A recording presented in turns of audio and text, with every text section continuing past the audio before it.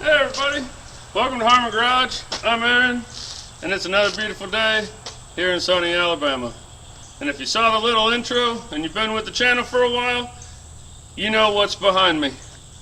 If you haven't been with the channel for a while and you don't know what this is, or you've only been here for a little while and you saw it sitting over here for a long time, this is Waldo. Waldo is a 1982 Chevy C30 wrecker that, let's just say, has been modified a little bit. It isn't really in stock trim. It's kind of a cabin chassis truck, and some stuff was kind of made to fit. So I'll get into that more when we get into what we're doing. But if you are new to the channel, new enough that you don't know Waldo, then hit the subscribe button, please. Leave me a like, leave me a comment, and whatever else you want to do. But I'm going to bring you guys in here and I'll give you a walk around and tell you what we got going on. Okay, like I said, this is a 1982 Chevrolet Custom Deluxe C30 that is underly equipped with a small block 350 and an SM465. If you go back in previous videos on the channel, you will see a Willet start and some other stuff on old Waldo here. And we're gonna keep going. We got a little bit of stuff to finish up with that. We need to put a clutch in it, and then we're going big time. As you can see, cabin chassis,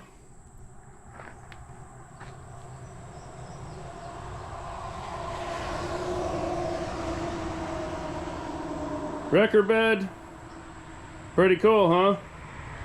No, it's got this filler and this toolbox in here, and it just doesn't work for the truck. So if you can kind of get what I'm going with, like this here, it is gonna, go like this. We're gonna shorten the frame. We're going to bring that wrecker bed up to the back of the cab like it needs to be. We're going to redo everything that makes that wrecker bed part of this truck, and what makes the boom and the stanchions and the winch and all that part of this wrecker bed, because right now I'm not quite sure how it ever towed anything without coming apart. And when we get to the point where we fix the wrecker boom, or the, you know what I mean, the boom for the wrecker bed, you'll partially see what I'm talking about. But this thing has had a rough life. Let's just say that. It was a tow truck for a towing company, and it got used. And that's about all I can say. So here's the other side. Don't mind, I got a little project going on there, don't worry about that. But it doesn't have any rust. Rust-wise, it's in really good shape. Typical dash pads gone. Door panels are in good shape. Got some parts. And just got to throw that stuff together. But this is going to be a cool deal. A lot of stuff that we've never done on the channel. This has a PTO driven winch off the transmission. If you don't know what that is, you're gonna find out, and pretty neat. And we're gonna do some stuff to make that better too. So this isn't really gonna be an active tow truck, so to speak.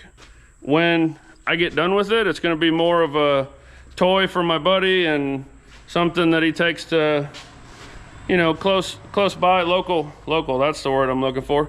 Local shows. And has fun with it, and lets people look at it, and takes his kids for rides in it, and drags stuff around his yard with it. And that's the idea. But I still want it to be capable to pull a battleship out of the ocean without breaking, because it's coming from here, and that's what I do. So I'm gonna get geared up. First thing I have to do is, or not has to, but first thing I'm going to do, it has dual tanks. I'm gonna drop those, because there's a lot of torching that I have to do underneath to get this bed out. And I just feel a little bit better if there wasn't half full tanks of tree sap or whatever kind of varnish is in there. And I got it clean. I'm only putting one back on. I have to clean it out so that it can be used.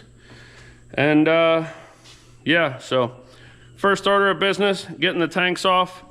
While I'm down there getting the tanks off, I'm gonna figure out how this conglomeration of whatever it is mounted, and we will get that off.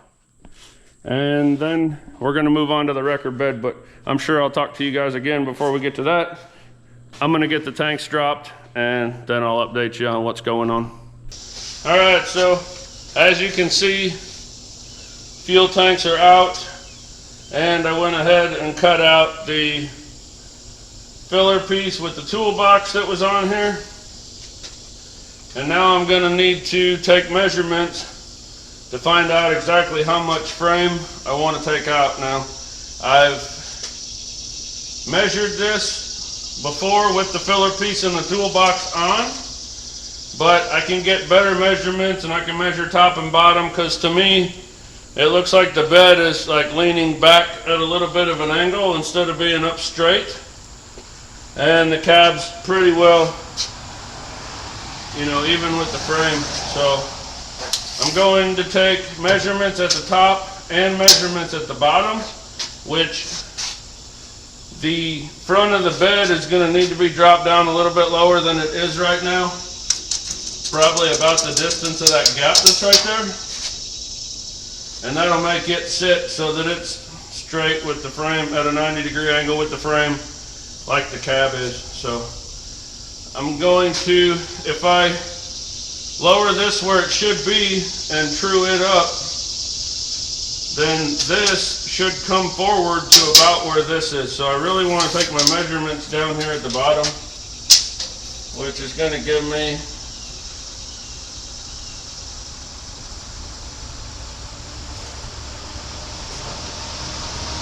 28 inches. I'm going to go check the other side.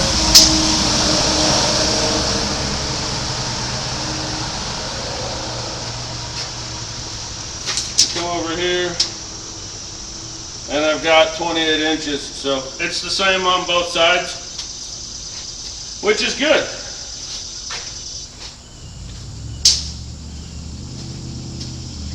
Like I said, it's not squared up right now. I measure here at the top. I've got 28 and 7/16 on this side.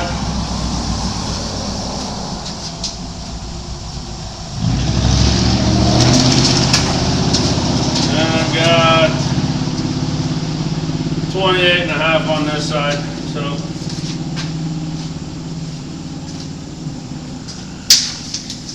I'm going to set it at 28, and I want to leave 2 inches between the front of the bed and the back of the cab. That way, if this thing flexes and moves like it's going to, I don't have to worry about the bed hitting the cab. And they're usually about 1 3/4 inches, so 2 inches is going to be fine. So I'm going to go ahead and mark down 26 inches because I know that's how much I need to take out of the frame. And then I'll know exactly what I need it to be, and I can continue on with taking the bed off. I just wanted to make sure I got good measurements everywhere, so I know that when everything's trued up I should be at about 28, and I want to leave 2 inches. So 26 inches the frame will come out. So I'm gonna write 26 there so I don't forget, which I probably will. So we'll write 26 there. I know 26 inches has to come out. I got a couple more things I got to disconnect underneath. I got to take the chain for the winch drive off. I got to take the controls in the back loose. And then I just need to clean off the bed and cut it loose. But first, I'm going to move the camera over there and show you. It'll be easier to explain to you guys when I'm actually showing you what I'm doing instead of just talking about it. So we'll move you over there and we'll keep going. So over here on the passenger side of the bed, as you can see, we have our fuel fill neck that's made into the bed. The other side didn't have one. It had a funky spot cut into the filler piece that was in here. So we're only going to put one fuel tank back on.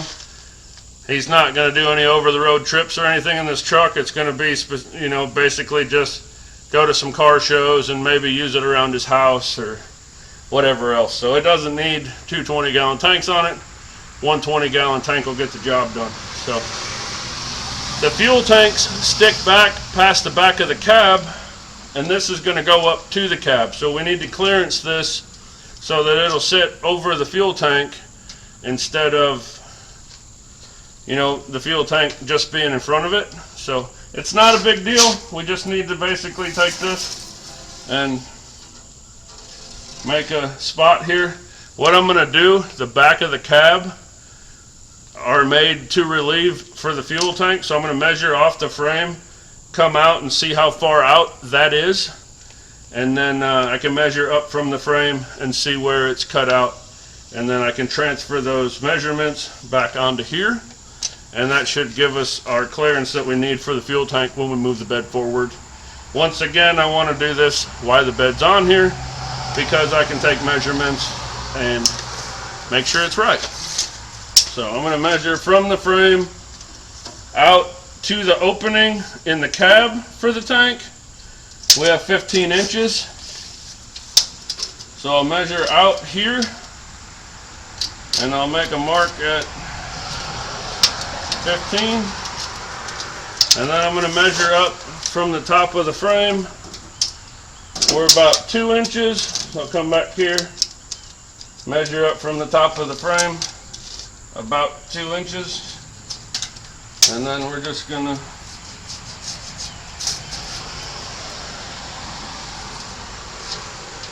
come across here, come across here, make a nice sweeping curve, go down. Now that you guys saw me draw like a 4-year-old, I'm gonna go get straight edge, and we'll make our lines a little bit better. And once I get it marked out right, then I'll turn you guys back on. We'll get a cutoff wheel over here and we'll get her nipped out. Okay, I changed my mind. I said I was going to go get a cutoff wheel and do it, but other than the fact that I'm real shaky and can't really hold still, I'm going to use a torch. It'll go quicker, and I can kind of radius this edge like I want to a little bit easier. And then before we put the bed back on, when I'm cleaning everything up, I'll go through with a flapper disc or something and just straighten this out. So here we go.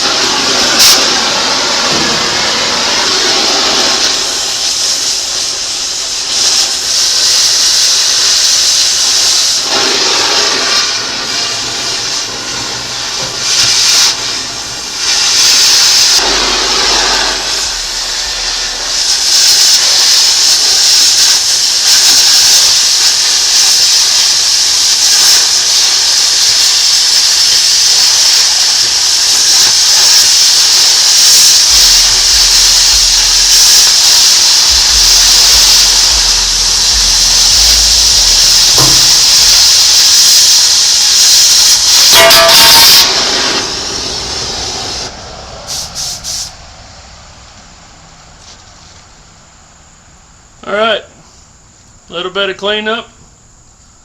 That's done. Okay, I've been putting in some work on old Waldo here, and I got the bed completely unhooked. We got our cables off. We got our actuators for the PTO off. The chain to drive the winch is off. And there was only 4 pieces of angle iron in the front holding the whole bed on. There wasn't even anything holding it on in the back. So I went under there with a torch, went ahead and got all that stuff cut off. So now the bed should be loose and ready to lift it. So I'm gonna go ahead and push this thing off of the apron here out onto the gravel, and my buddy's coming over. My buddy Art is coming over with his tractor, and we're gonna see if we can't lift it off of here. So I'm gonna go ahead and get everything set up, and I'll get the cameras all set up, and when he gets over here with the tractor, we'll see if we can lift it out of here.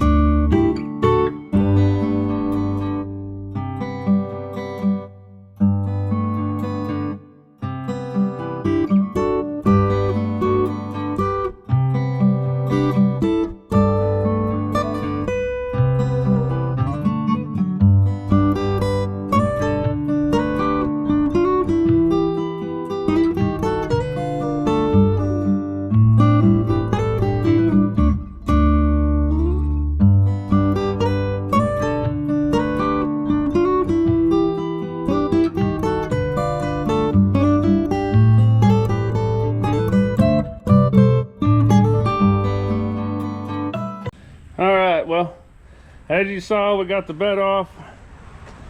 It's sitting over here minding its own business because we're not worried about that right now. We are gonna have to do a little bit of prep work for it on it to put it back on the truck, but we have to do a lot of prep work to the truck to put the bed back on. So that's our main focus. That's what we're gonna do now.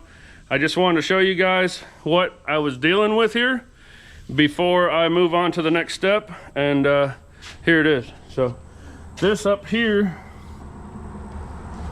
and this right here was mounting that filler piece with the toolbox on it, and then there was 2 pieces of angle here and 2 in the same spot on the other side right here, and they were attached to this tab here and this tab here on both sides. They are not mounted to the bed at all. They're just mounted to that winch mount frame deal, whatever it is. And then these are welded to the frame, which I'm not telling you what to do, and I'm not saying that what I know is right or what I do is right or the only way to do it.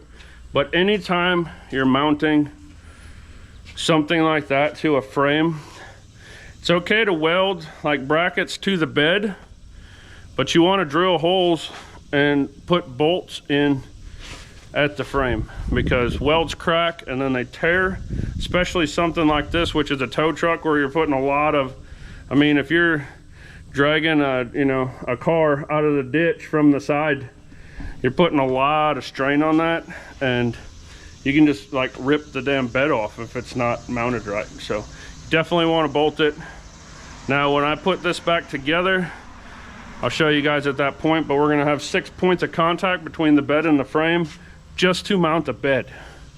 And then we're going to mount the winch mount to the bed and the frame also. So it's going to be quite a bit of work, but it's going to be right when it's done. And that's the main thing, like no hackery. So anyways, we had those points up there. I explained that to you. And then back here, we got these C-channel risers, which is fine. I didn't cut anything back here. These boogers here were broken off, and these boogers here were broken off, and there was literally nothing holding the back of the bed to the frame at all. Only thing holding the bed on this truck was these 2 pieces of angle iron and the same 2 on the other side. So that's kind of scary, considering that, you know, this thing had cars hanging from the bumper lift on the back going down the road. It's pretty hairy, but that's done and over with. It's going to be a whole new and different truck when we get done, and that's all that matters. So I'm going to go through it. I'll take you guys through step by step of cutting the frame down, but also of remounting the bed and all that and doing it right. So it's not super easy to see, but you can see that the frame rails are tweaked in on both sides. Let me get my hand out of the way so you might actually be able to see it. And the reason that happened is because there's a cross member right here and then nothing back here. So these frame rails that are supporting your leaf springs are just kind of out in the atmosphere floating around, which isn't that good either. So we're going to make a cross member and address that also. So we'll go through everything step by step, but what we're going to do right now, I need to get all this cut off, all this cut off, all this cut off, all that cut off, and all this cut off on both sides. We need to take our drive shaft out and get our frame rails all cleaned up, because we got to take 26 inches out of them to make the bed fit right. So I'm going to set the camera up. I'm going to get the cutoff wheel out. I'm going to put my safety equipment on. We're going to start cutting stuff up.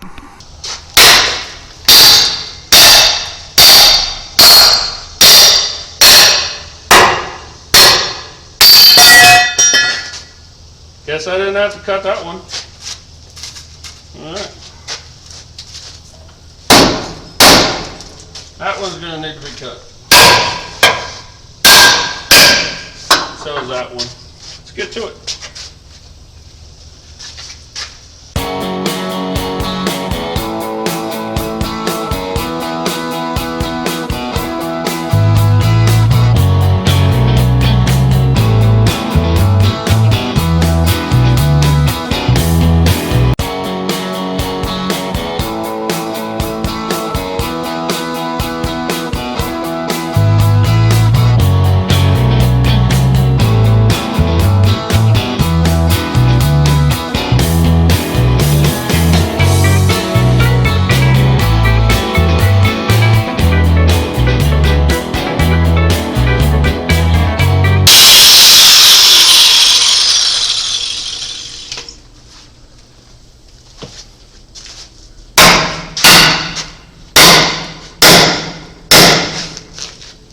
Okay, you guys might wonder why I'm sitting here prying with pry bars and stuff instead of cutting it all the way off.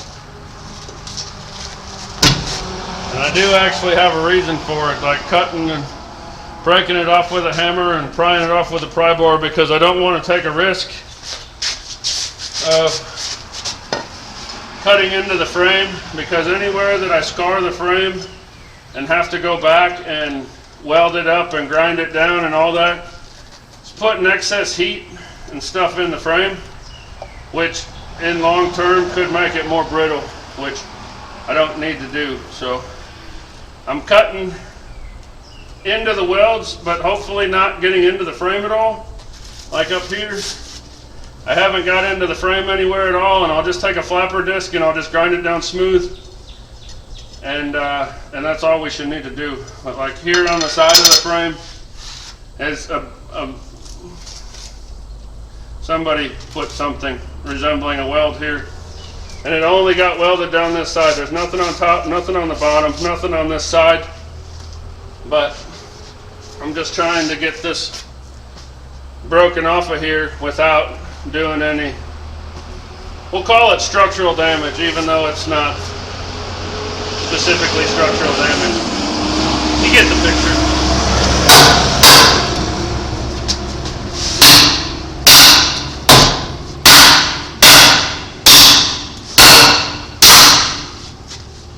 All right.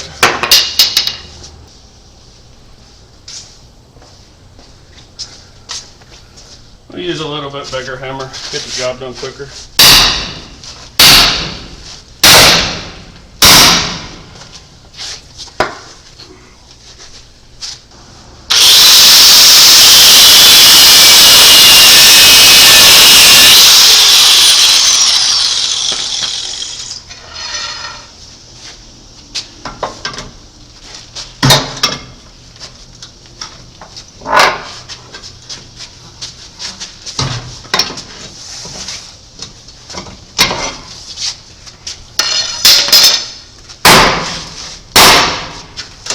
Here we go.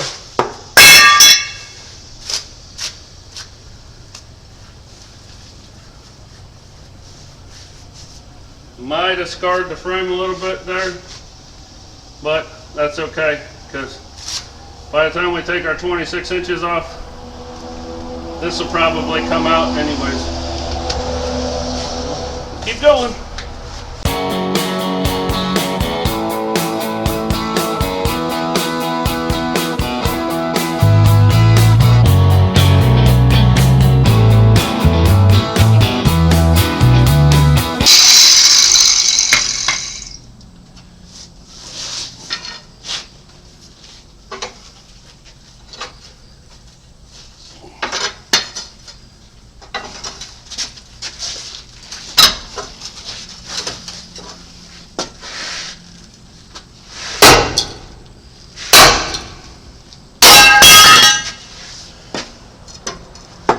Alright,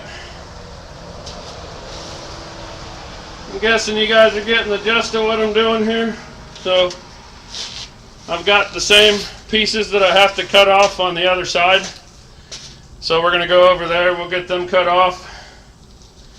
Then we'll come back and clean all this up and then move on. Alright, so I got all the, let's just call it excess off, the spacers, the old mounts and whatnot. And as I already showed you guys, the frame rails back here are wonky and stuff.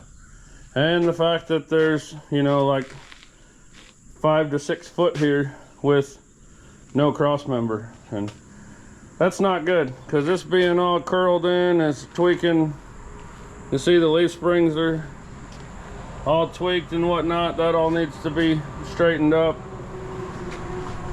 And I can't do any of that with the back of the bed here, or the back of the frame, all tweaked out. So I took a measurement at the back of the cab. Outside to outside's 34 inches. Took a measurement here. Outside to outside's 34 inches. And then I took a measurement here, and it's jacked up. So what I'm gonna do, this frame's 1/4 inch thick, 1/4 plus 1/4 is half, and I said outside to outside was supposed to be 34. So I'm gonna take this piece of 4-inch C-channel right here, and I'm gonna cut it down to 33.5 inches, and then we're gonna make it go inside the frame rail. And if the frame rail's spread too far out, we'll pull it together. If it's twisted, we'll straighten it up. You get the picture. So I'm gonna build a cross member out of that 4-inch C-channel, get it in the back, get it all solid, and then our frame will be solid all the way back, because I don't want to do any modifications on the frame at all until that's right. So I've got my stuff set up. I'm gonna get you guys set up, and we're gonna make a cross member back there. I'm not quite 100% sure yet how this is gonna go. I'm thinking with the frame being straight and everything to that cross member, if I put this piece in that's the right size and pull the frame to it, everything should still be straight. So that'll all be measuring and figuring out once we get to that point. But right now, just need to get our piece cut and figure out how to get it in there. So, like I said, 33.5.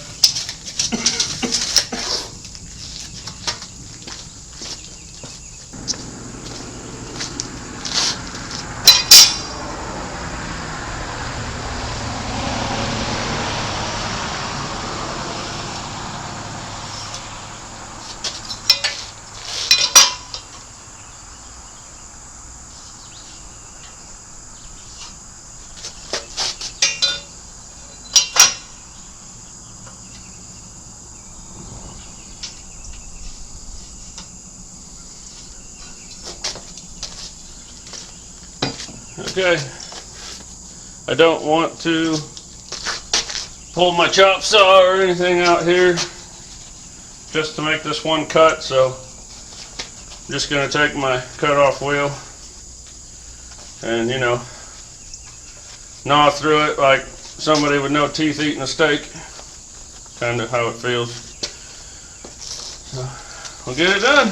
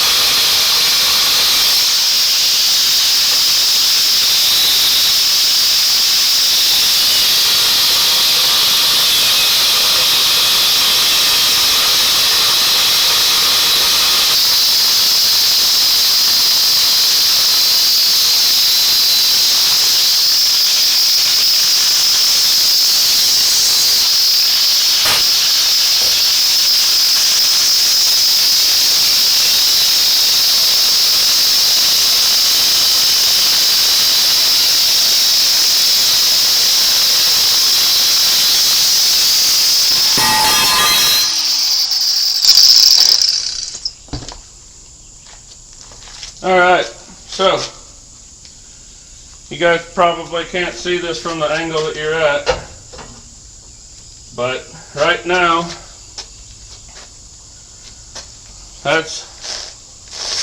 do it this way. That's about where that should be, and we probably got an inch over here that it's spread out too much. So this frame rail looks pretty straight. This one looks like it's kind of flared out. But since we got a little bit of flare out, I'm going to put this cross member a little bit. I don't want to stick it all the way at the back. I'm going to put it a little bit forward. And reason being, that's going to give me more support. Well, first thing, I got less of a gap between my cross members, but second, it's going to give me a little bit more support, and it's going to hold the frame at the front of my rear spring hanger, which is, I don't know, it just makes sense to me. So these should be in the same spot on both sides, so I'm going to go ahead and measure back off of those, so I make sure that I get it in the same spot on both sides. And we're going to put the back of it at 3.5 inches back.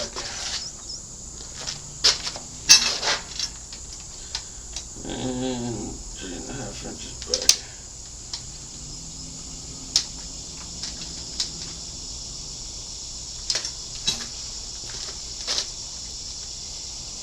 Yeah, those look pretty close to the same. Alright.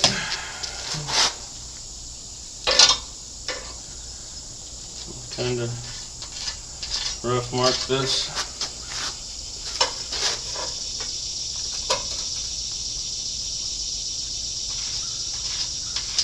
Alright.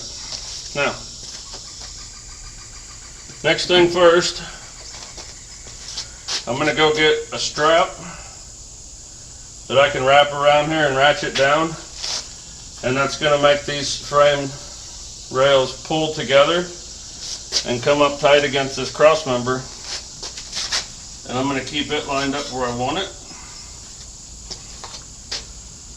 and we'll pull it in. But that's the next thing I'm going to show you guys. Before I do that, I'm going to go ahead and take my little wizard wheel or flapper disc on my grinder or something, and I'm going to go ahead and clean this C-channel up, and I'm going to clean up anywhere that I'm going to be welding on the frame to put this cross member in, so that we got nice clean metal to weld to. So let me get that knocked out real quick. I'll bring you guys back. We'll draw this in the way it needs to be, and we'll get her put in place. Okay, I got all my grinding and cleaning up done. And there is quite a bit that we need to straighten and pull this frame. It's not very close to shape or straight in any way, shape, or form. So I don't have any C-clamps that are this big. So I'm going to see what kind of progress I can make with a ratchet strap, and then I guess we'll just kind of go from there. I don't think it's going to be too like over the top hard to move, but I could be wrong.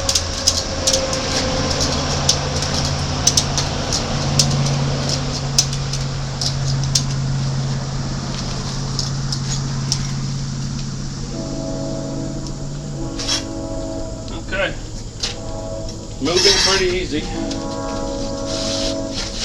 and it is a lot closer than it was.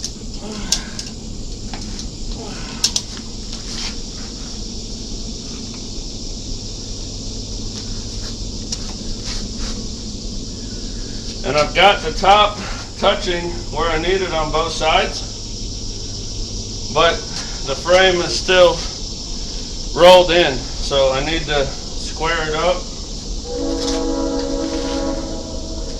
I'm not sure if this method is going to do that, but being that the top is in place, I got it right on the money at 34 where we want it.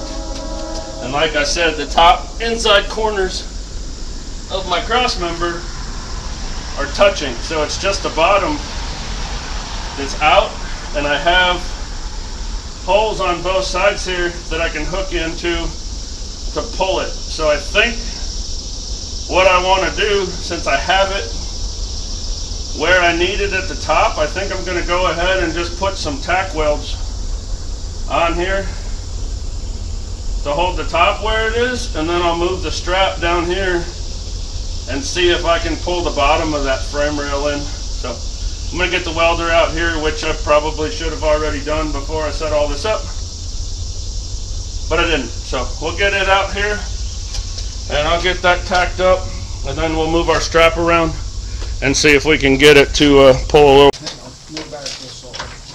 Alright guys, I got the top tacked in, and Art stopped by to see how I was doing, and we're trying to pull the bottom together with the ratchet strap, and it wasn't really doing it. So he ran home and grabbed this big, I guess it's a pipe clamp. It's a bar clamp. Bar clamp. Yeah. And we're seeing if that's going to work. Yeah, it moved a little bit.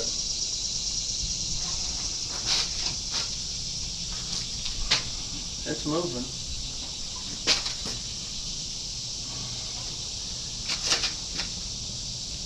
People say this one's stronger. Yeah. Want me to crank on it? Yeah, you're stronger than I am.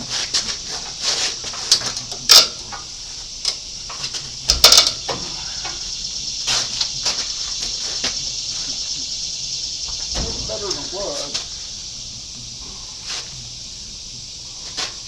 You may not be able to quite get it all the way in because it's that radius. Right. How close is it now? That side. Yeah, that's what it is. This corner of that channel is sticking in that radius. Well, we're bending your bar clamp. And It's got some pressure on it. well, my thought on the whole deal is we're off a 1/16 of an inch on each side now versus the inch that we were off before. Yeah. So, and it's close enough that if we get it welded in, it's gonna hold. So I think it's probably good where it's at. All right, guys, we got it close, really close, especially compared to what it was. So I'm gonna go ahead and get it tacked. And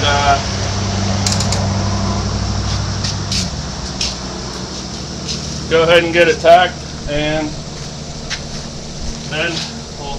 You got a gap over here. What's that? I said you got a gap over here. Yeah. Good welder can fill that. I'll try to find one.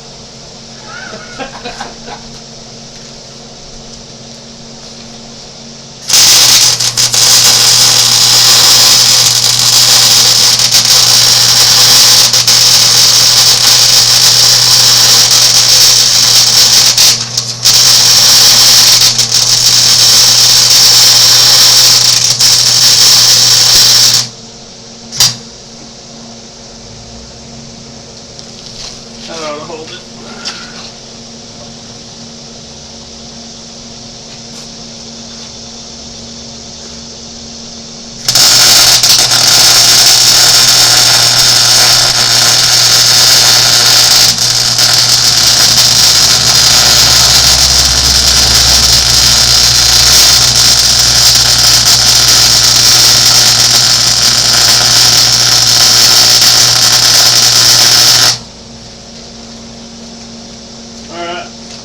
Got it? Yep. That's tacked. Off. Yeah. Pull that off. What's that? Got it?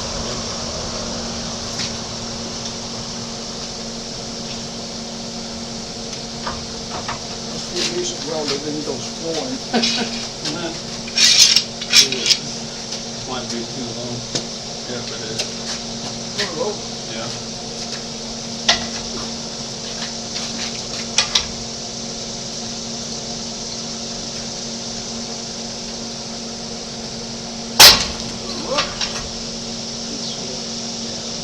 Did it?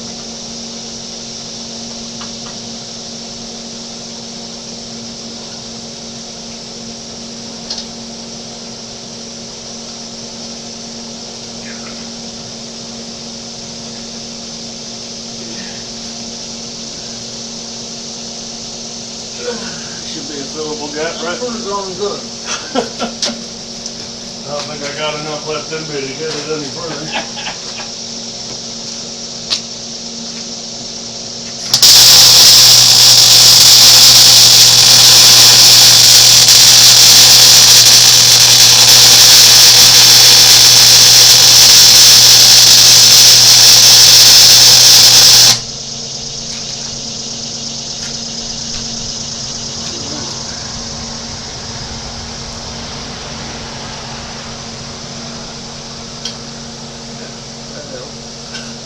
Good.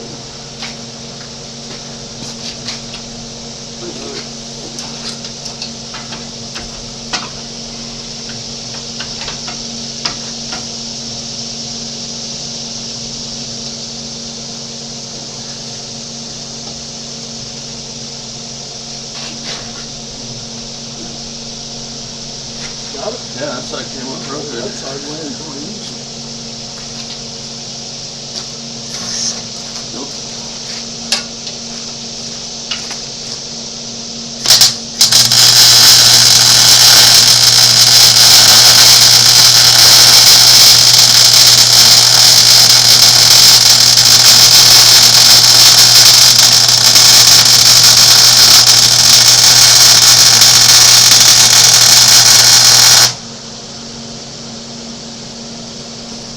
Okay. That.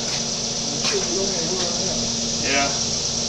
We got everything as straight as we can get it. And I got it all tacked in place, so now I just need to go back and weld everywhere that I can weld. Make it nice and solid, because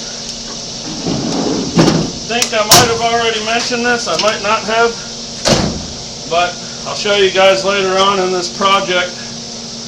But there's a hitch on the back of the bed, and it's never been connected to anything other than the 1/8" plate the bed's made out of. So once I get the bed put back on, I want to make gussets off of this cross member down to the back of the plate that the hitch is, and that'll tie the hitch into the frame, so if anybody actually does tow with it, it's got some strength. But we'll get to that later on.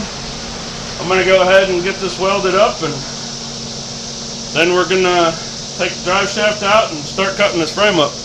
Okay, I got our back end all trued up, got our new cross member put in, got it all welded in there good and solid all the way around. I went ahead and cleaned up the back of the frame the best that I could from where somebody else had hacked it with a torch, and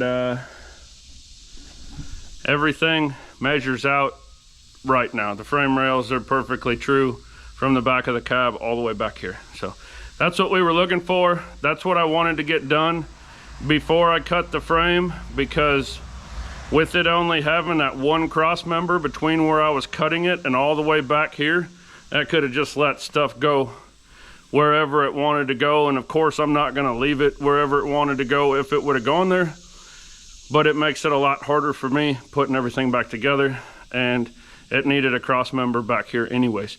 So we got that done. I got fuel lines pulled out, or not fuel, brake lines pulled out, parking brake lines pulled out, all the electrical wiring that goes to the back pulled out. I got, there's our brake line.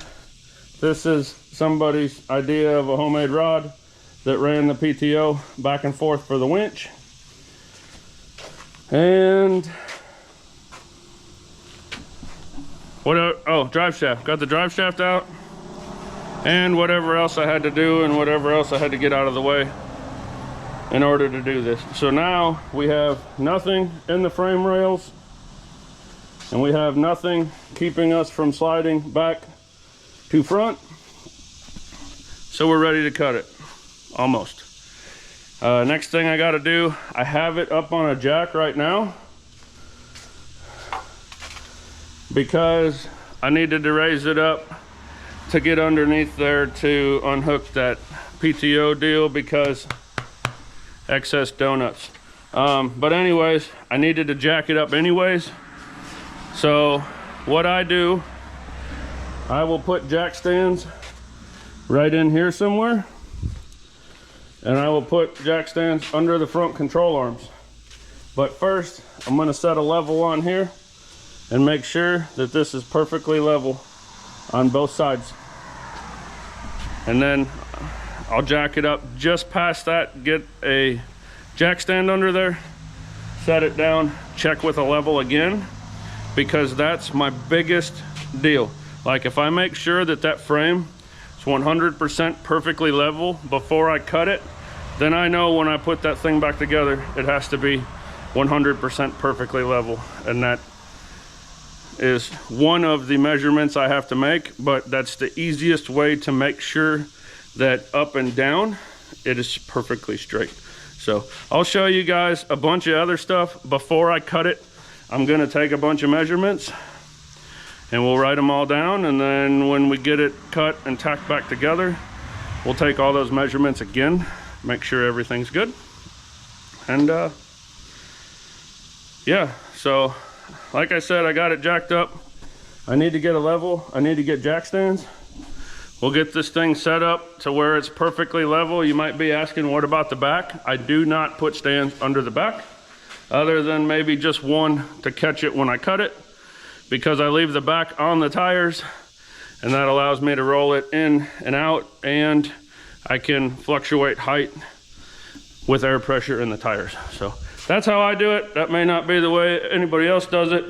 That may not be the way anybody else thinks it should be done. That's the way I do it. I've done a bunch of them and it's always worked. So I'm gonna get some jack stands out. I'm gonna get a level out. We're gonna start getting this thing set up. All right, time to start doing all the important stuff now. So.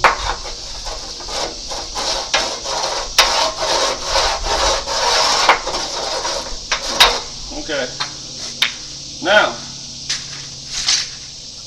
I've got this little level here, and you might be going, why are you using such a little level when you could be covering a bigger span? And I have bigger levels, but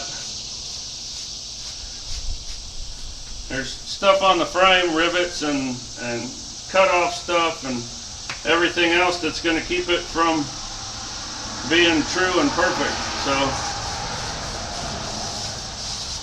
basically this little level and this spot on the frame right here that's pretty clean and true is going to be perfect. So you guys probably can't see that, but I can. And it's off, it's in the lines, but it's off just a touch. If I pick it up just enough that I can't even hardly see daylight under the level, it makes it level. So what I'm going to do, same thing here, exactly the same. What I'm going to do is jack the jack up higher because I need to go level and then I need to go past level. So when I set my jack stands up underneath it, I'll set it back down on the jack stand and then obviously that'll come back down to level. So I'm going to jack it up a little bit more, come back and check this, get it past level, set my jack stands up, let it down, and see where we're at.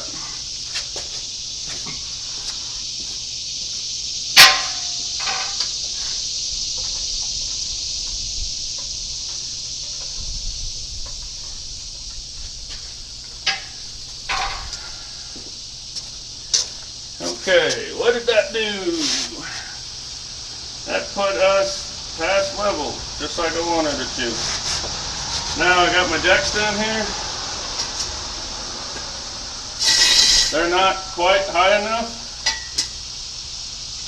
So I got some little boards, not little boards, but I got some pieces of 2x4 that I'm going to put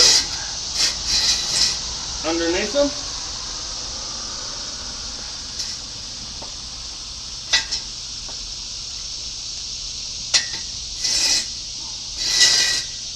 Maybe, if I'm smart enough to figure it out. Like so. And I'm going to go over to the other side, do the exact same thing.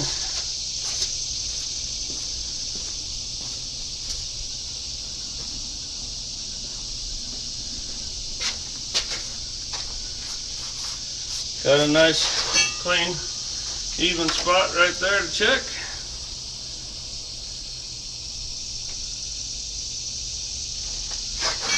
And we are good to go.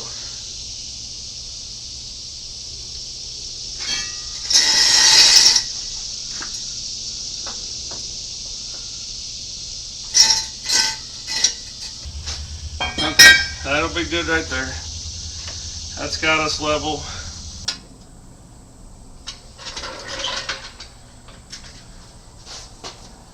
Okay. It is setting on jack stands in the front, and it is setting on the jack stand on that side. As you can see, I can fit my hand in between here on this side. So what I'm going to do, check this. We are dead on level on this side. And I'm going to pick a specific point, which these two holes right here are exactly the same on the other side. So I'm going to measure right here, and we're about 30 and 1/8 to the top of the frame.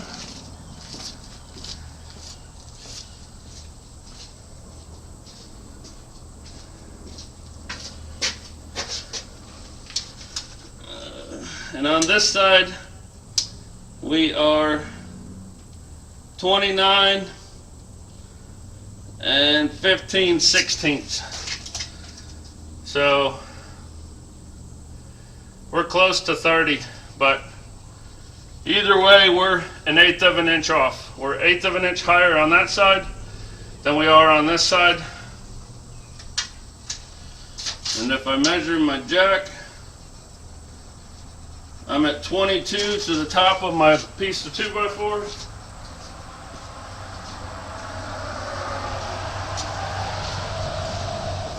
And over here, I'm at 22 to the top of my piece of 2x4.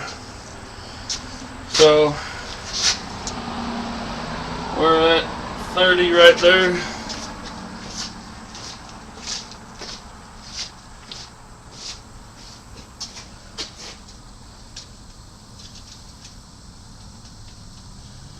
We're at 30 right there.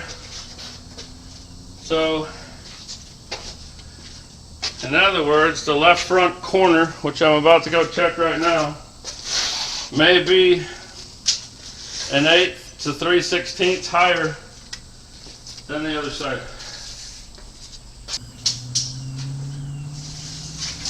Okay. I just went and measured, and it's actually a full 1/4 of an inch higher on the left front than it is on the right front. So I'm going to go and try to adjust my jack stands in the front and see if I can get this screwed up. This is, getting these set up to cut is not a quick, ordeal. You don't just like stab some jack stands underneath it, draw your lines on it and cut it, because that's not gonna come out well on the back end. Like, you need to make sure that you're good to go on all accounts. Right now, we are not. So I'm going to check the front again and get that corner down and see if we get closer with our measurements here. Okay. Now, I got the front at the exact same height, and now I've got my boards sitting on my frame sitting on my jack stand. So we're going to come up here, same spot as before, and I'm at 30 on the money. And come back here, I'm at 30 on the money.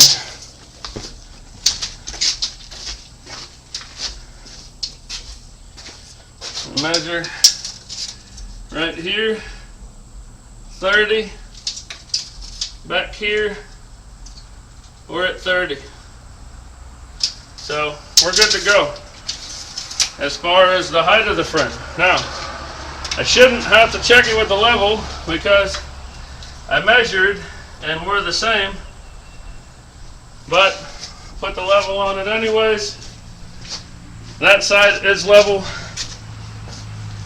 and this side is level too. So we're past that part. We got the thing sitting on jack stands at the proper height and level. Now, before I do anything, I want to check the squareness of the frame. There's no telling how much this truck's been used and abused and so on and so forth, and we don't know if this frame is square to start with. So if the frame's not square to start with, then I cut 26 inches out of it and bring it back together and then measure it, and it's not square, then I'm going, oh crap, and I'm adjusting trying to make it square, and by the time I make it square, it's going to be off, if that makes any sense. So what I'm going to do, I'm going to grab the back of a rivet over here and come up to the front of a rivet here, and I've got 54 7/8. So now I'm going to do the same thing on the same rivets this way, and I've got 55. So we're out of square 1/8 of an inch. not a whole lot I can do about that. But when I put it back together, if I'm within 1/8 of an inch, we're in good shape. So that's good. I've already done measurements here for when I was working on that back there, but this is exactly 34 inches all the way across, all the way from the back of the cab out the back of the frame now, 34 inches. So I know that when I put this frame back together, that side to side measurement has to be 34 inches. My crossways measurement to make sure that it's squared has to be within 1/8 of an inch. And that 1/8 being a little bit longer from the passenger front to the driver rear. If it was perfect, that would be better. But like I said, it's an old abused frame. You saw how bad the back of it and stuff was tweaked. The fact that it's within 1/8 of an inch is kind of a miracle. So anyways, we know where we're at there. We know where we're at there. We know where we're at here. We know where we're at here. We know we're level. Everything is as good as I'm going to be able to get it at this point. So I may have mentioned earlier in the video when we were taking our measurements before we took the bed off that I want to cut the frame back here, because right here where this hole is and these 4 bolt holes right here, that's the rear mount for my fuel tank. Now we're only going to do a fuel tank on that side, but they're in the same spot on that side. We have to take 26 inches out of this frame. So I have to make sure that I have enough room to take 26 inches. So you'll see when I go to put it back together, but just a quick, this is what I do thing. When I cut 1 tons like this, I double frame them. So I'm going to take this frame that I'm cutting out, cut a piece of it, and put it on the inside of the frame and bolt it in so that it's double framed. I'll go through the process and explain it to you when I do it. But so I have to be far enough back from where these bolts are going to be to do my double frame and have it be worth a dang. Like I need at least 6 inches in front of the cut and 6 inches behind at least for it to even do anything. The more the better. So what I'm going to do is I'm going to come back here rather than starting at the front and measuring back. I'm going to start at the back, and we're going to go at the back edge of this hole right here. I got my finger in, and there's the exact same hole on the other side. So I'm going to put this on here, make sure my square's square, and then I'm going to mark a line right on the back edge of that hole.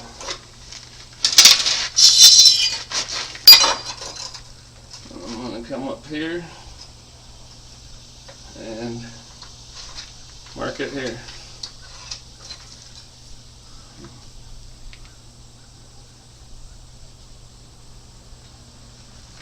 And we'll come down here.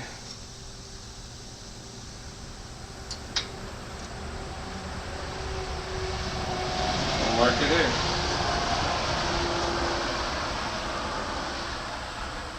Okay, now that that's done, I'm going to go and I'm going to put my tape measure. I don't like going to the end because I can't see there. So I'm going to use the 2-inch line, dead center on my white line here. And then we're going to come up here, and I'm starting off on 2, so we need to take out 26, so I need to go to 28. I'm going to put a mark up here at 28.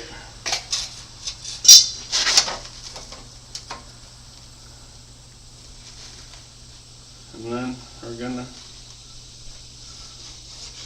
make our line here.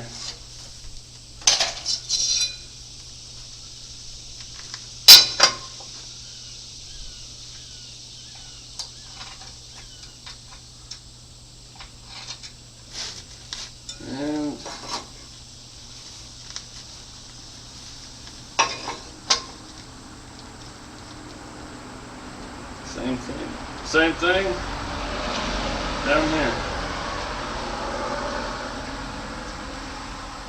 Okay, now just gonna double check. Go to 2. Center of my white line is on 2 inch. Center of my white line is on 28. It's gonna be 26 inches. Gone. So that's it. If you notice back here, I'll show you more up close when we put it back together, but right about here the frame starts to taper up, which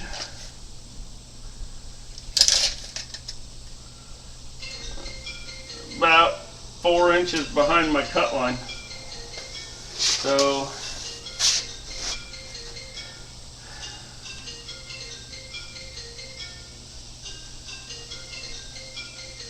I think I'm going to move this, but that's, you guys seen how I did it. Where you cut it doesn't matter as long as you know that it's going to work and you have a reason for what you're doing. Because right now, from where that bolt is going to be to my cut line is 8.5-ish inches, and I've got 4 over here for my double frame to overlap. So if I move this forward 2 inches, that'll move this forward 2 inches, and I'll have 6 inches on either end.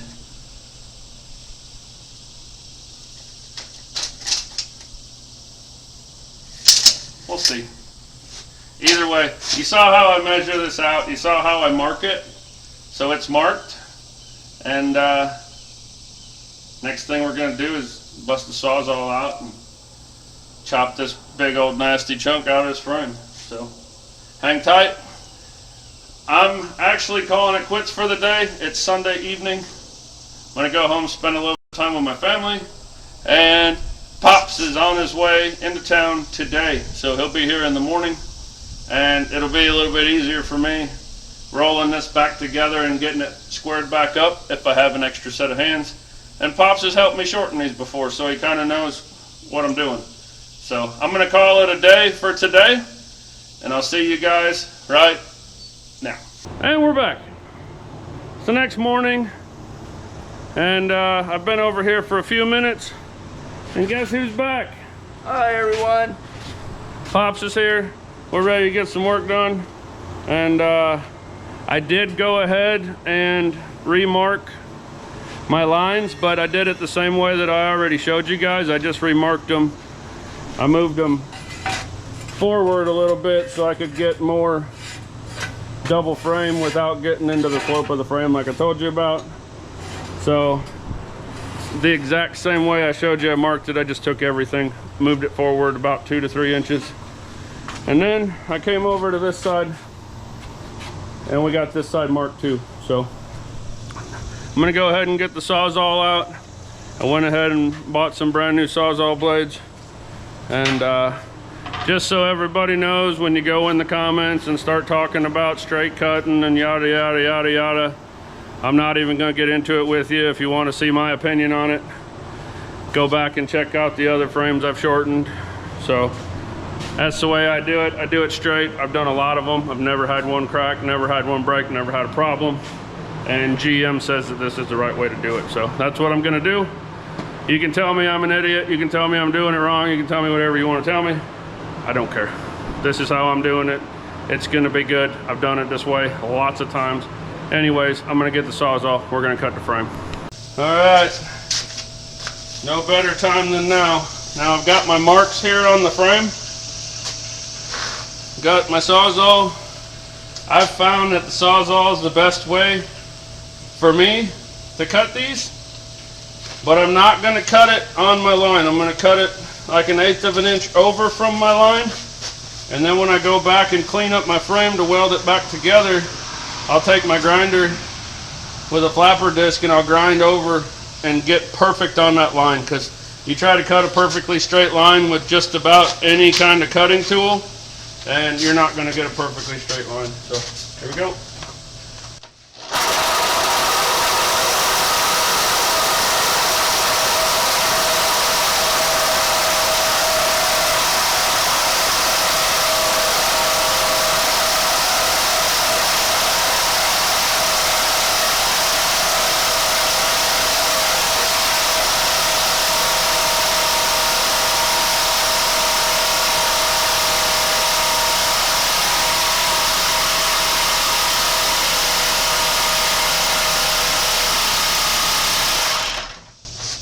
any of you guys ever decide you want to do this and you're using this video as a how-to on it, best piece of advice I can give you is take your time.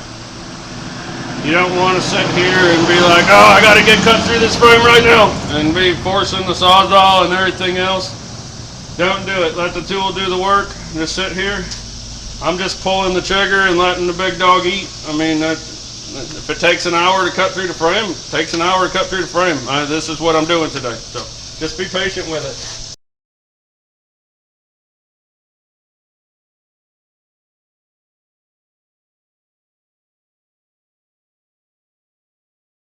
Okay, it's not uncommon for that to pop back like that because I just got a jack stand sitting under the pinion down here. So don't be scared if it jumps like that, but I was going to tell you guys, this frame has a lot of stored energy in it. Like I showed you at the back, before I fixed it, it was all twisted and bound.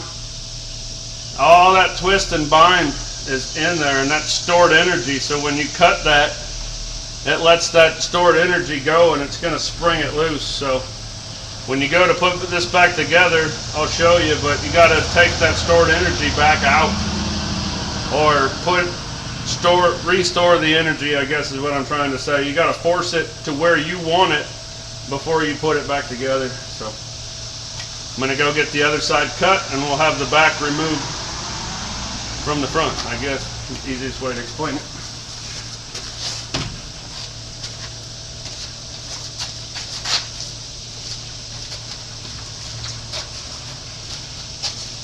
Pops is gonna kind of hang close by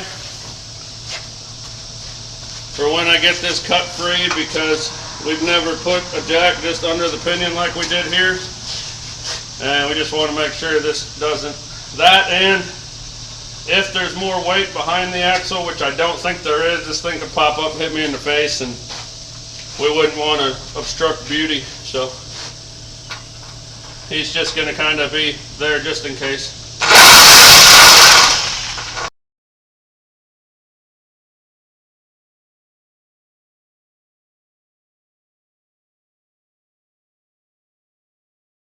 Okay, grab that jack stand. Here, I'm just going to roll it back just a little bit.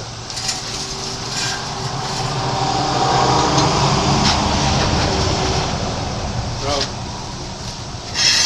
roll too good when you got wheel chocks. Okay, as you guys can see, we got the back cut loose from the front. Not going to make you sit here and just watch Sawzalling all day long, so I'm going to go ahead and lop it off at the front, bring you guys back and show you when we got it detached. All right, it's gone. 26 inches out of the frame. Got it laying down here on the ground. Now, like I mentioned before, I'm gonna double frame where I cut it, where I'm welding it back together. So first thing I'm gonna do is get all this ground down to the line where it needs to be on all four, and then I'm gonna reuse the piece that I cut out to make the double frame. Now you might be saying, how are you gonna double frame it, because the piece that you cut out isn't gonna fit into inside the frame because it's the same size, and you're right. I'll show you what I'm gonna do, but I'll just tell you real quick, I'm gonna go ahead and slice the frame that I'm taking out and take a 1/2 inch out of it, because it's a 1/4 inch thick. So if I take a 1/2 inch out, it'll slide inside.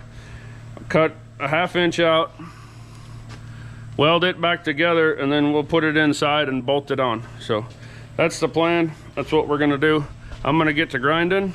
I'll probably show you guys a little bit of that, but I'm gonna get to grinding, get that all ground down and cleaned up and ready to go back together. Then we'll make our double frame and go on from there.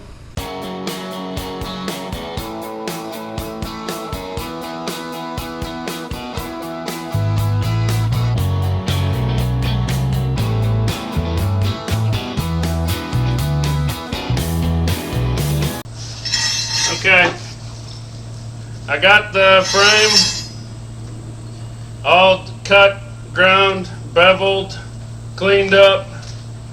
It's ready to push back together and tack it. which I'll show you guys in a minute. But right now, I'm gonna move on to our double frame,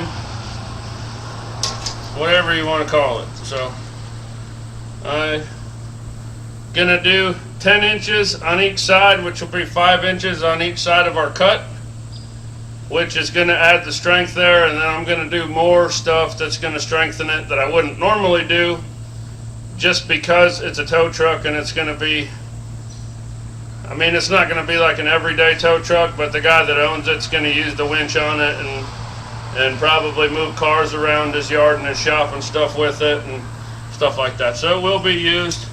I want to make sure the frame's nice and strong. So, like everything else I normally do, I'm just overdoing it. So, Dad, can you get me one of those squares, the triangle squares? So I didn't bring a square out here so I can mark this. Pops is going to grab one for me. But like I said, I'm making it 10 inches. So I measured 20, measured 10. I'll mark that. I'll cut those off. And then like I mentioned earlier, we're going to take a 1/2 inch out of the center of this. So, I mean, it doesn't have to be like directly out of the center, but Where do you keep them? I must have put them away. They're in that tool, the red tool cart, second drawer from the bottom. As far as one? Yes. So we'll take 1/2 inch out of the center.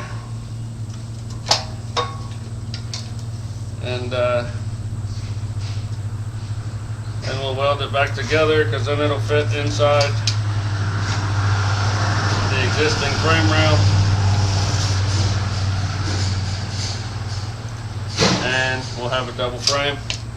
And then I'll show you how we're going to install it and whatnot when we get to that point. So,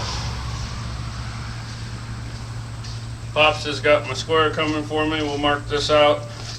I got a brake line guide we got to cut off, and I got a bolt here for a little bracket that would probably be easier. Just go get a wrench and take it off, but I'm already out here and I got a cut off wheel, so pretty sure you figuring out where I'm going with that.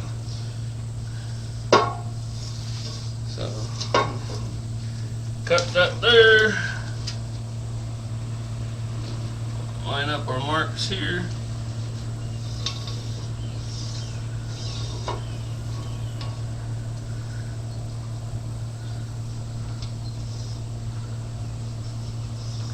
Hey Dad, Yep. one more thing I forgot. Yep. Can you get me my safety glasses, please?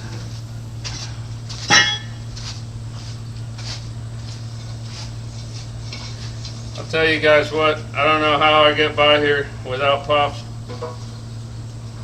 He's a great helper when he's here.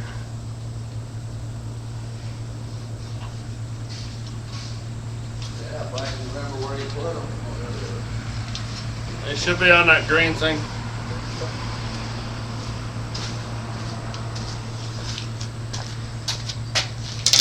Thank you. Alright. We got this pretty much all marked out. Like I mentioned, it doesn't have to be perfect because it's just going in the frame. And it's gonna, so yeah, you get what I'm saying. It doesn't have to be perfect.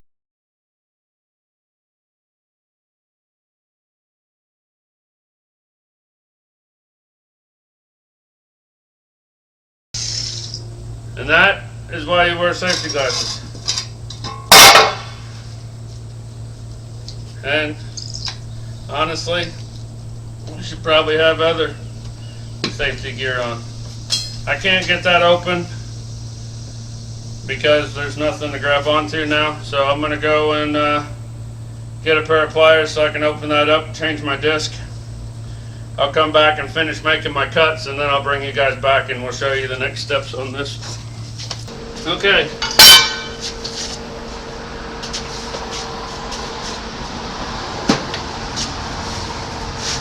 I got these cut.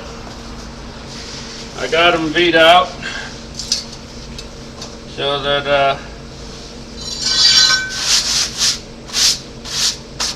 so that I can get good penetration on my weld. So now we're just going to stick them back together and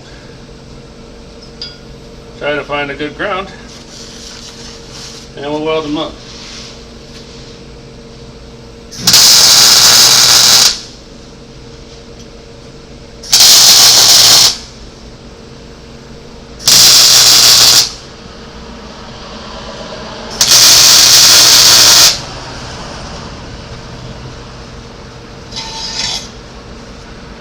Make sure that they stay flat.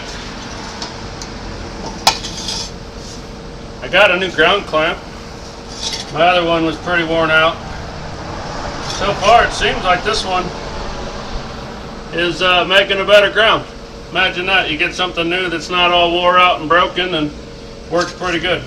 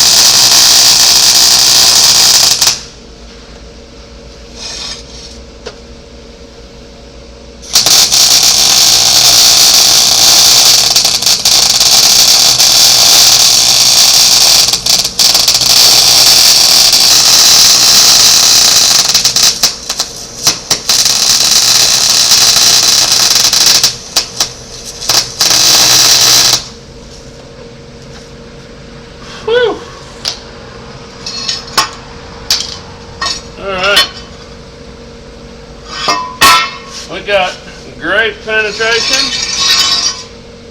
and it all welded together pretty smooth, and it's all still sitting flat on the ground. So win, win, and win. So I'm gonna get this other one, same exact thing. Second verse, same as the first.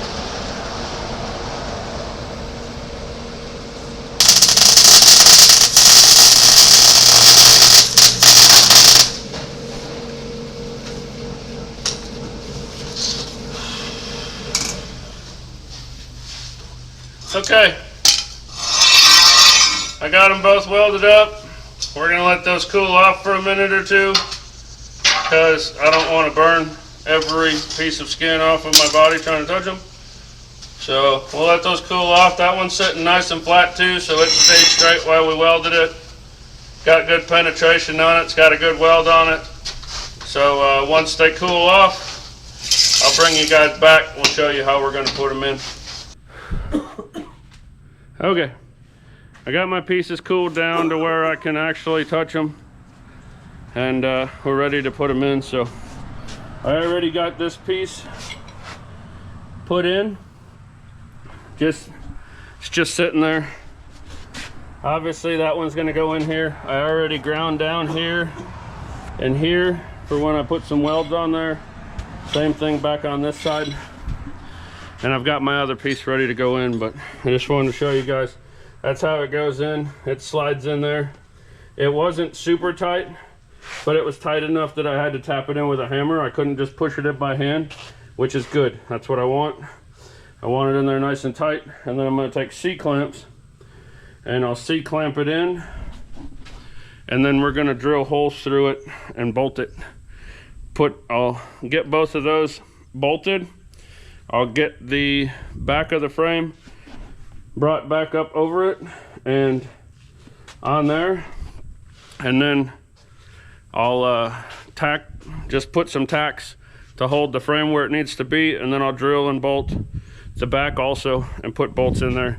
So there will be 4 bolts on each side, plus the welds where the frame is cut, plus all the welds on the dual frame. And then we're going to plate the outside, and then we still have to put the C-channel back on top. because that's the spacer to space the bed out so it sits on there at the right height. So that's what we're doing. I'll show you guys along the way, but we're gonna keep at it. All right, I got my piece there like I already showed you. I got C-clamps on there holding it, and if we can get through 8 holes in the frame with this thing without breaking any body parts, we're doing good. This is one of them 1/2 inch hold on tight and go for a ride drills. So let's hold on tight and go for a ride.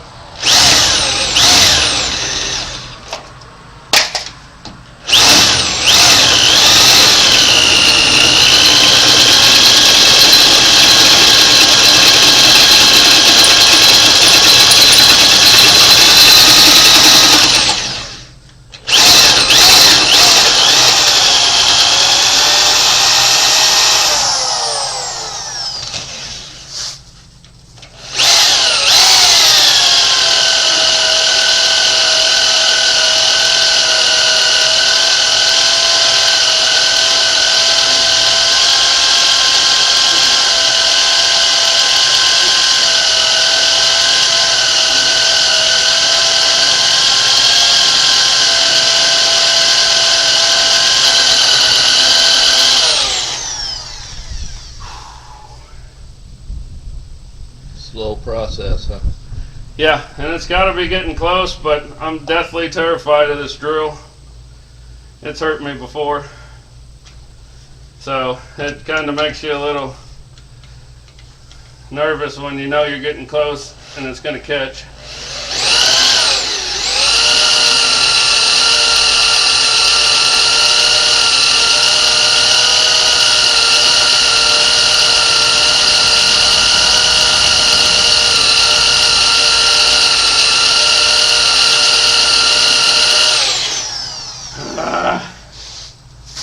I can see that it's like should be coming through.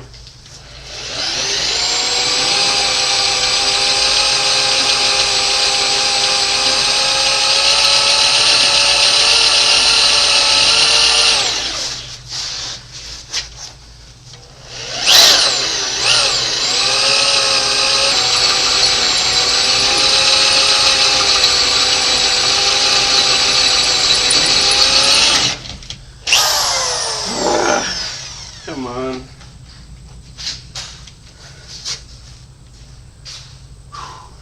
You want to sit on this stool here? These won't get all weak on you. Makes it harder to put pressure.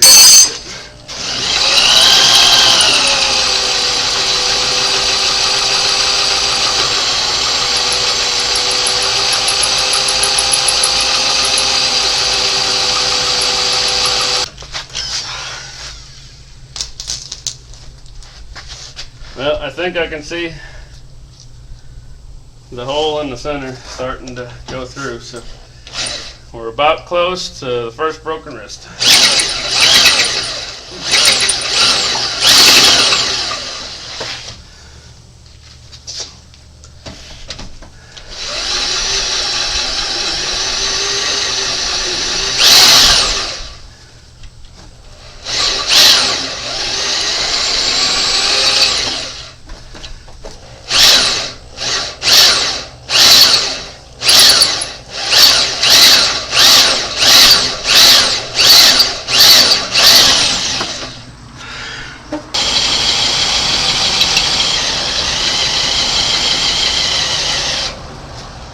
There's the catch. Oh yeah, she's going through.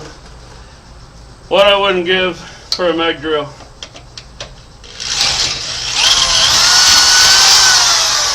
Alright, I caught it without hurting myself. We don't really need that.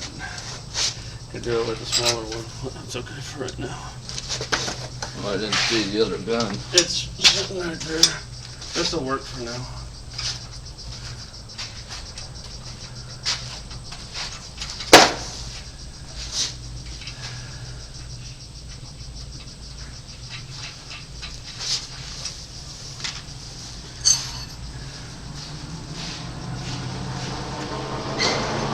Alright, well, put our first bolts in, get it tightened down.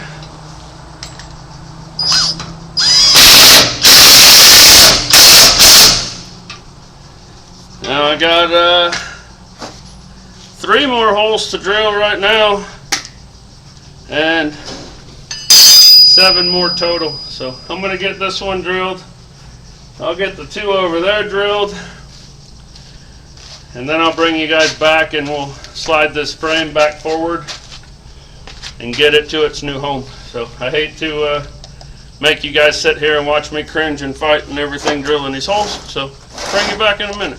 Okay, time has come. I got my 4 front holes drilled. I got my bolts in and tight. We're ready to roll the front back. And we're going to use these as guides. We're going to get them in the frame rail and slide them up. Now, we've done this before, and these usually fit inside the frame fairly tight. And we're probably going to have to go get a sledgehammer and go to the back and force it to go on. But that's good. I mean, you want everything to be tight so that it does what, for strength. You get what I'm saying, for strength. You want it to be tight for strength. So, Pops heard me say that. He went to go get a sledgehammer so we'd have it out here. When he gets back, he's going to go ahead and push on down on the back of the frame, and I'll pull our jack stand out, and then we're going to very carefully roll it forward, try to get it lined up, and get it on there. And by that I mean I'm probably going to get hurt somehow or another. So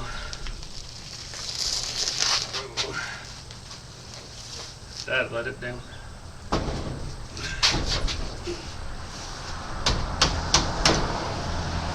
Alright, it's on. Push it forward. Go to the tire and push on the tire.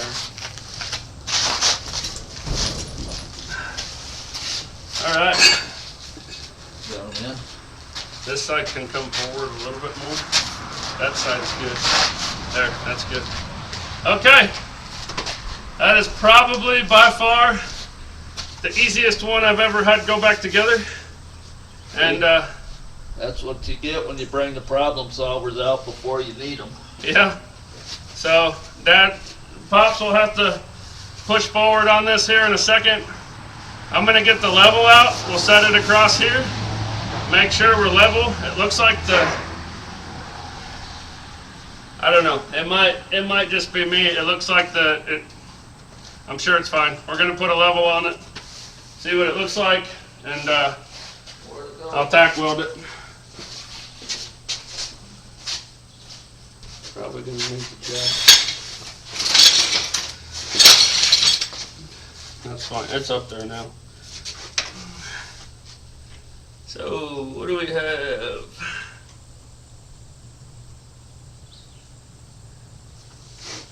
Okay, push down on the back. Keep going, keep going. Keep going. Don't go anymore. Okay.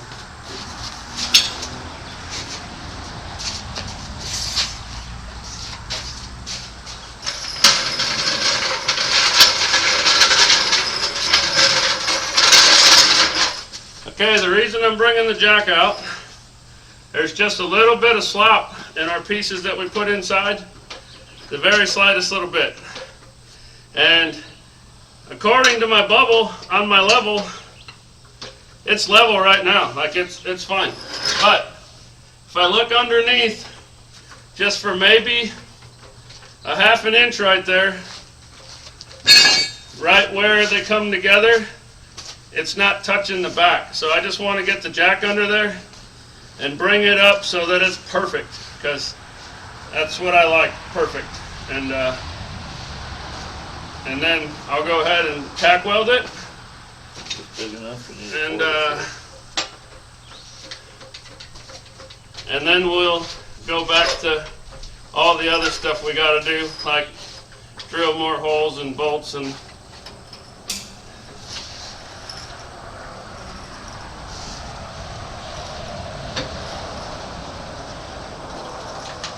Alright, Dad. See if you can push it down. Do what? Push it forward. Okay, I'll see. You're most likely going to need to take the sledgehammer and tap it. And it looks looks like it's got the other side where it needs to be too. Yeah, you're gonna have to hammer it.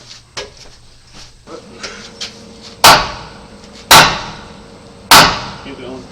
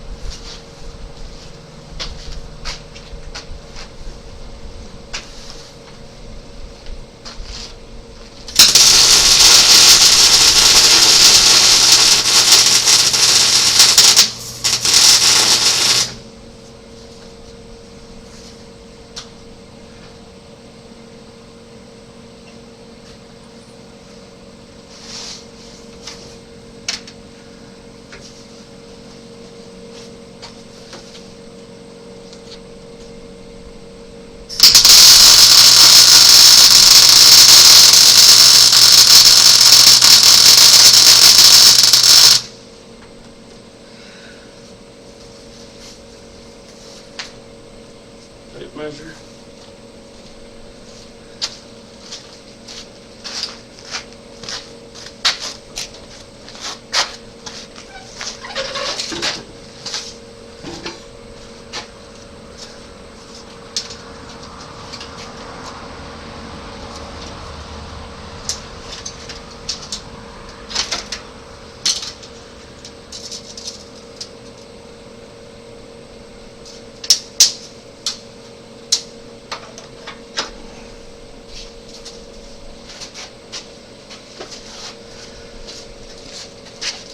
Sorry guys, I know I'm not doing a lot of talking, but I'm really focused on what I'm doing. And I need to make sure that I get this right.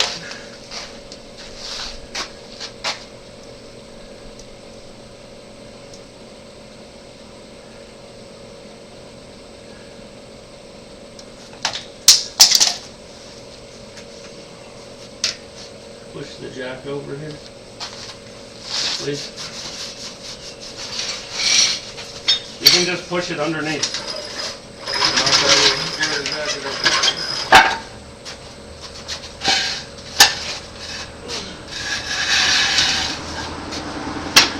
There, go ahead and go up with it.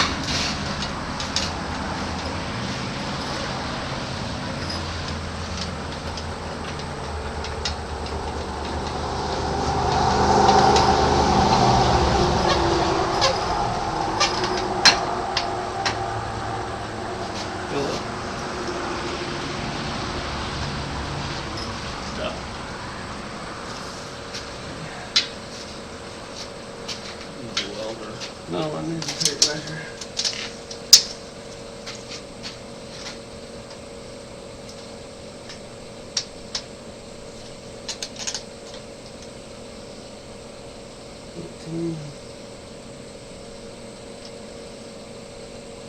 Eighteen and 3/8 from the back of this rivet to the front of this rivet. Can you double? I'm pretty sure that's what that side was, but can you just double check it?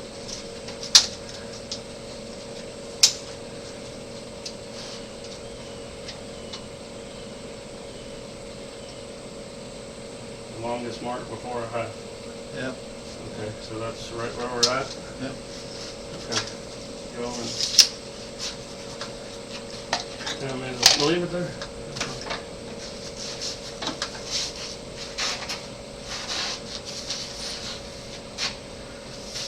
Grab your hammer and just tap it just a little bit.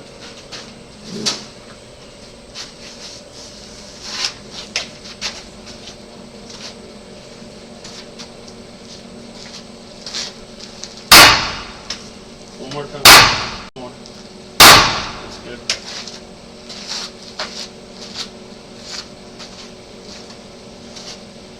Okay, Dave, we gotta let the jack down just.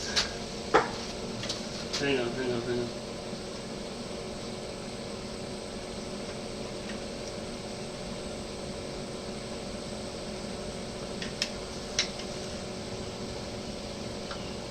That's fine.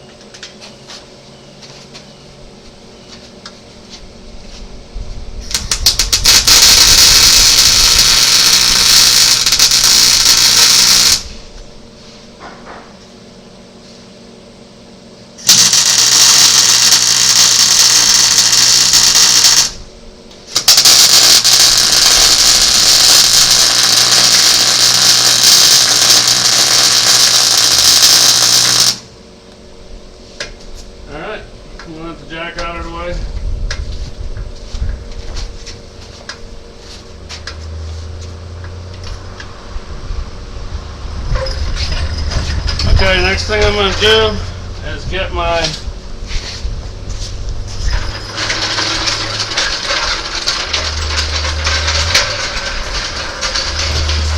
C-clips. I'm gonna just put them on here. Make sure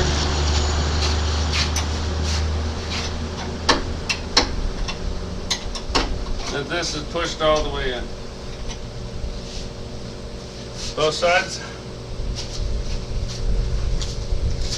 Want the welder off till we get Nope. that drilling holes? No, I'm going to weld it before we drill holes.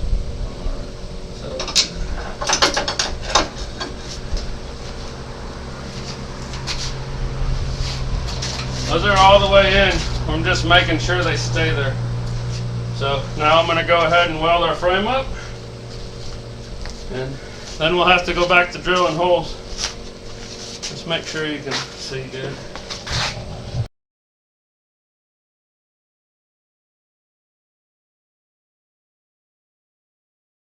Alright. All this weld down the side looks fantastic, and most of this across the top looks fantastic.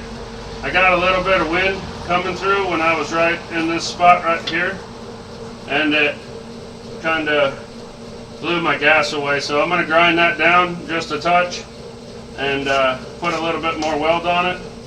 I still got to get underneath and weld that, but I'll wait and do that after I get the top and the side on the other side welded, because I'm going to get down on the creeper and get under there and make sure I can get a good weld on it. So I'll just go underneath and do both sides at the same time. But yeah, everything.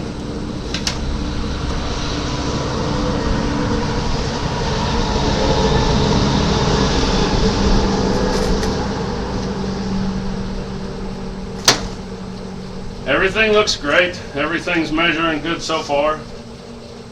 I'm happy. So I'm going to go measure the other side. We'll clean this up. I'll get underneath, weld that, and then we'll come back and finish up. We got 4 more holes we got to drill. We got a bunch more welding we got to do, and then some more bracing and whatnot. And I'll show you guys all that stuff here in a little bit. So I'm just going to keep welding. See you in a minute. Alright, this is the most exciting part of this whole show for me. As you can see, Pops is jacking this up. We're going to get it up in the air. We're going to get the jack stands out from underneath it. There's a 50-50 chance it's going to break in half when we set it down. So let's see what happens.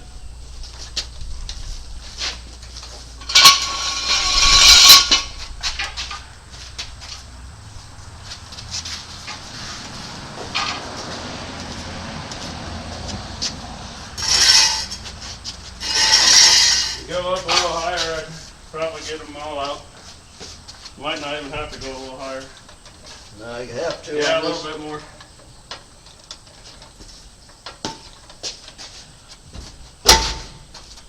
You get it? No. This side. Yeah, this side.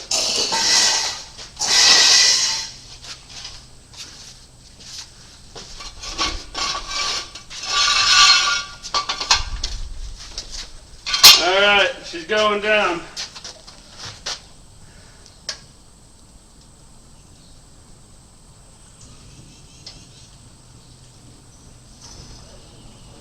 It's gonna look like it's twisted into the passenger side a little bit, and that's because this tire is like a 225 and the one on the other side is like a 265. So it does lean this way a little bit because of the different size tire. But other than that, she stayed together. Like I said, it looks a little bit tweaked because of the tire difference, but everything was square when we cut it, so everything is still square.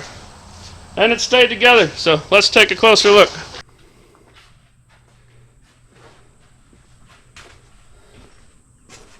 Alright, there you have it. Frame's welded up. We got 4 bolts in it. It's welded all the way around. We got our doubler plate in there. It's welded all the way across the top. It's welded on the verticals, stitched on the bottom. Next time I bring the welder out, I'll go back and finish welding those, but we're way past quitting time today. And I am beat, burnt, and tired, so. But it's good. Level sits on it, everything's good. Like I said, we got this C channel that we need for bed spacing, and it's gonna go on top. So that's just gonna be like a whole nother frame rail that's gonna be welded on there, and I'll get it welded on there good. So there's no way that this frame is gonna break where I cut it. It might break somewhere else. They get to pulling on it too hard, but it ain't gonna break where I shortened it. So that's it. If you guys are interested in shortening a frame and you're using this video to figure out how to do it or go along with it, but you're shortening a long bed half ton, I have another video that I'll tag around here somewhere of shortening a long bed half ton. Actually, you know what? I'll try to put it in the description. I'm not really good with this stuff, guys. I'm not sure. Somewhere I'll tag that video. And if you're looking for a better explanation on how to do it, if you're looking for exactly how many inches to cut, how many inches to cut out, how many inches back to cut, all that on a half ton long bed to short bed conversion, that's all in another video. I have another video of a cabin chassis similar to this one that I cut down for a hot shot bed, and I have a video of a crew cab long bed 3/4 ton that we turned into a crew cab short bed half ton. So all those are there. You go to the videos and scroll back, you should be able to find them. So they're all more in detail and broke down on physical process and everything than this one is. So if that's what you're wanting to do, if you're wanting to do this, go check those out. But this is more of a, hey, we're making Waldo an awesome wrecker. So if you guys aren't subscribed, please go ahead, hit the button, ring the bell, hit the like while you're there. I mean, you're already there, it's easy. Just hit all them buttons, every single button, except for the dislike. Don't hit that one. Hit all the good buttons. And I think that's gonna do it for this one. We got old Waldo shortened up so the bed fits right. And already the frame is in way better shape than it was when we started. So Pops is ready to go home. We're in overtime, first day back. I'm already forcing overtime on him. He's ready to go home. I'm ready to just fall down and fall out wherever I land, but we're gonna try to make it home. And we'll be back tomorrow to do the same thing. But as far as this video goes, it's done. So Pops, see you later. Thank you guys so much for watching. If it wasn't for you guys, I wouldn't be able to do this. Y'all have a good one. We'll see you next time.